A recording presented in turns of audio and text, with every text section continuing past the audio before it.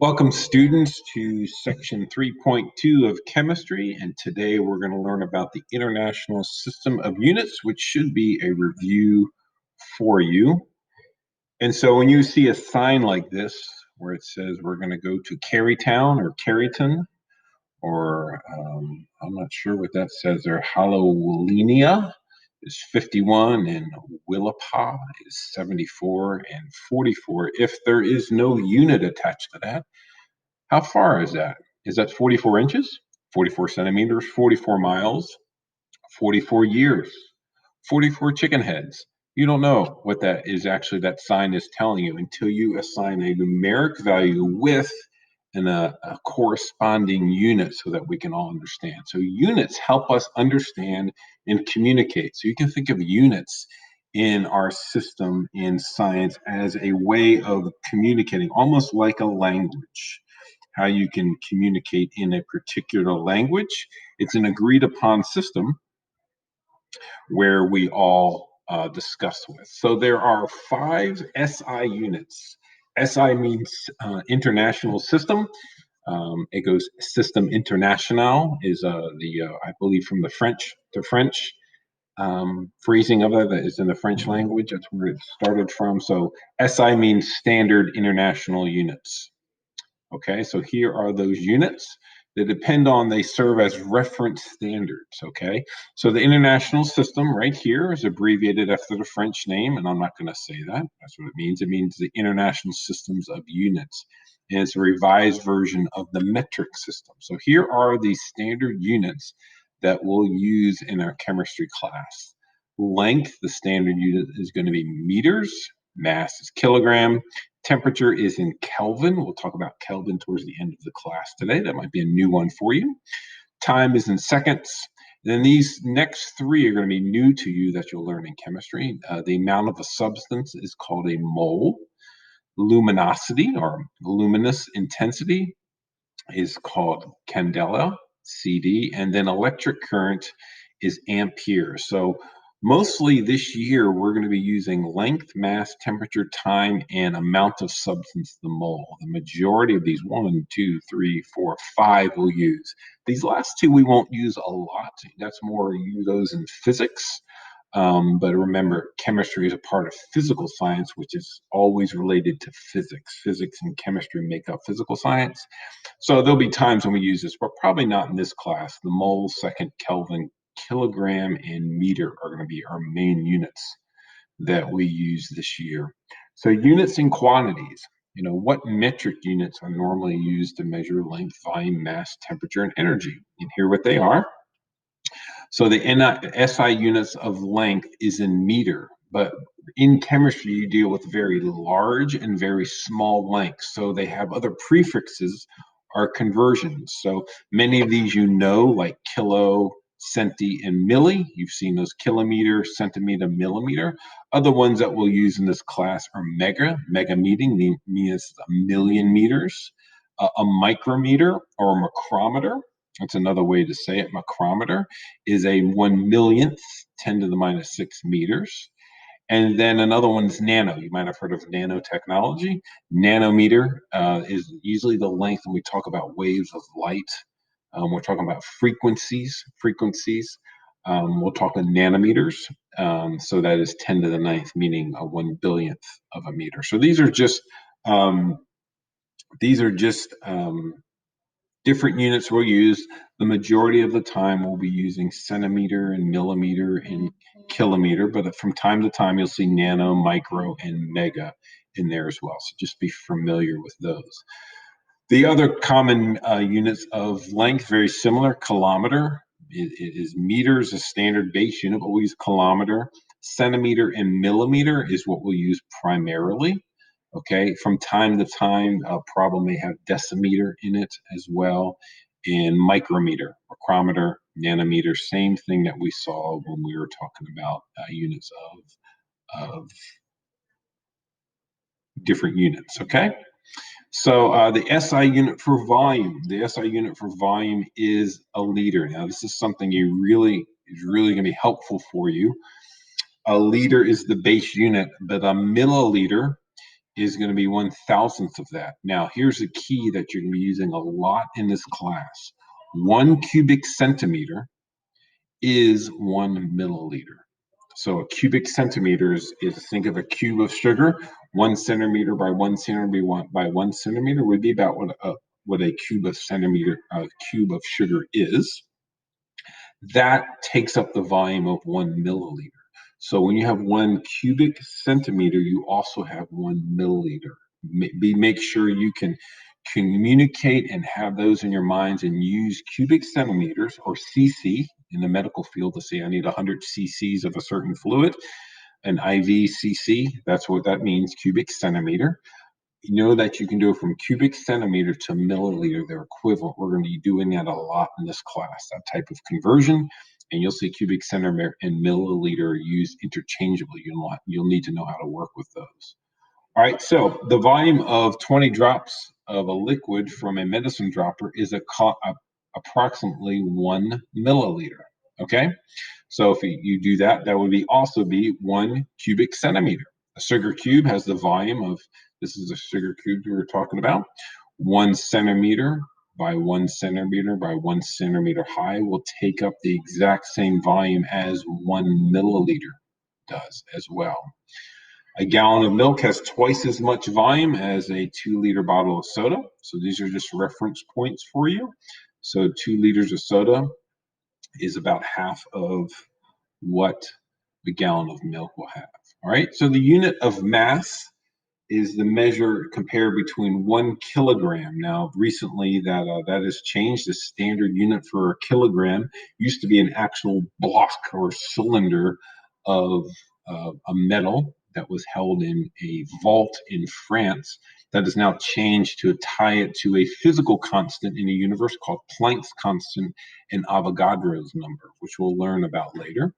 But 1 gram is 1/1000th of a kilogram, and the mass of 1 centimeter of water at 4 degrees is 1 gram.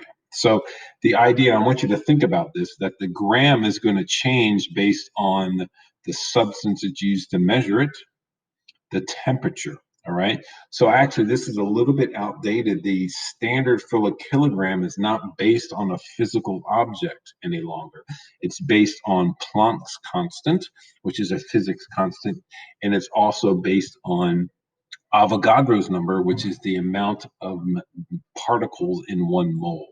So these now have been updated, so you don't have to rely on something like what type of water you're using or temperature. So just know that these SI units are based on actual standards in the universe. They're based on mathematical principles. So the speed of, a second is based on the decay of a cesium atom, how fast a cesium atom will decay. The kilogram, as I mentioned, is based on Planck's constant. Actually, the length of a meter is not based on a physical piece of metal like it used to. It's actually based on the speed of light, because the speed of light is velocity is distance versus time. So they tied a meter. You can get a length out of the distance versus time of speed of light. So we're not going to go into that too much. Just more of a physics lesson. But just know that these standards are set to an unchanging mathematical principle that it lists in the universe. Okay. So here are some of our common measurements you might have. A kilogram is about the size of a small textbook. Think of maybe a small book you might be reading in the Sixth Sense class or maybe your English class. A gram is like a dollar bill. I use a large paper clip, or a dime is helpful for my American students. A milligram is about 10 grains of salt or sugar. And a microgram, okay, is 1 particle of baking powder. So I want you to think not baking soda, but baking powder. If you were to separate all that powder out just into one, that is what a microgram's mass would be. Okay, so difference between mass and weight. Mass is the amount of stuff in something.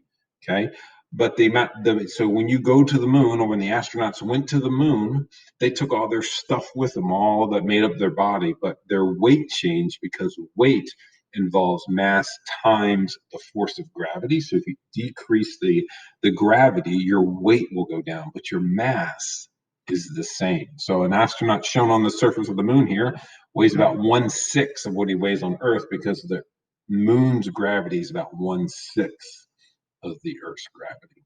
Now, temperature. We're used to reading as American students. We're used to reading things in Fahrenheit.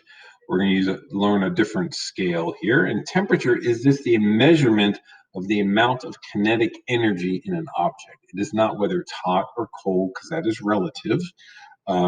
It's the amount of the movement of the molecules, kinetic energy. The movement is the measurement of that. And so thermometers measure that movement. Okay, so they have two equivalent units of temperature: Celsius, which you may be familiar with, and Kelvin, which is probably new to you. So the Celsius scale is set based on this. The Celsius scale is based on the freezing point of water is 0. So when pure water, when that freezes, that's 0 degrees Celsius. And the other end of the scale, if you will, is the boiling point of pure water at 100 degrees. Okay, so the boiling point, excuse me, the boiling point of water is 100 degrees Celsius, and the freezing point. So that's what the Celsius scale is set at. The Kelvin scale is more of a theoretical scale, because scientists needed to go into much lower numbers, into a theoretical constant, which we'll talk about in a minute. In the Kelvin scale, the freezing point of water is 273.215 kelvins, and the boiling point is 273. So the difference here is 273. So the freezing point is at 0, but here the freezing point's 273. So Celsius scale is just, to convert from Celsius to Kelvin, you just add 273. And the reason they do that is a point on the Kelvin scale of 0 Kelvin is called absolute zero, or the equivalent of negative 273.15 Celsius. And that is when all kinetic movement stops. Remember, temperature is the measurement of the kinetic energy that's in molecules that are moving around. So if that were to theoretically stop, that would be the temperature of absolute zeros, which is what the Kelvin scale is set at. That is 0 Kelvin. Okay, this is theoretical and wouldn't happen, or it's a starting point for the rest of science, particularly astrophysicists. And as they study other planets, when they're studying about the origins of the universe and things like black holes, they're trying to understand at a much lower temperature. So this is a more convenient scale for that. But generally, we'll use Celsius. Often we'll use Kelvin as well. So being able to convert from Celsius to Kelvin is helpful. So here's that conversion. It's simple. To get the Kelvin, you just take whatever it is in Celsius and you add 273. If you want to get Celsius and you have Kelvin, you subtract 273. So it's a very convenient way. We're going to be using Celsius and Kelvin. I want you to be able to think in Celsius. Most of your life, or all of your life, you've been thinking in Fahrenheit. I want us to think through from Fahrenheit and transition to Celsius. So in general, when you think about room temperature is 72 degrees Fahrenheit, that's 25 degrees Celsius. So kind of you can judge yourself based on that, kind of where you are. So if someone tells you that it's 30 degrees Celsius outside, you'll kind of understand that that is going to be a little bit warm, probably 80, 85 degrees, maybe 90 degrees Fahrenheit. So I want you to be able to be thinking just like a foreign language. I want you to think about and think in Celsius rather than always doing a conversion. But a good helpful way is to start 25 degrees Celsius is room temperature, comfortable 72 degrees Fahrenheit. All right, so here's some differences here between our Kelvin and our Celsius. Okay, another way to do this is that the freezing point of water in Celsius is 0. That's going to be 273 Kelvin. The boiling point of water is 100 Celsius, and that's going to be 373 degrees Kelvin. So that's just a visual way to look at that. So we have a couple problems for you. I have assigned you through the CK12, assigned you a section on this. So I want you to go ahead and complete that section and turn it in by our next class. So that's it for today, and I'll see you soon.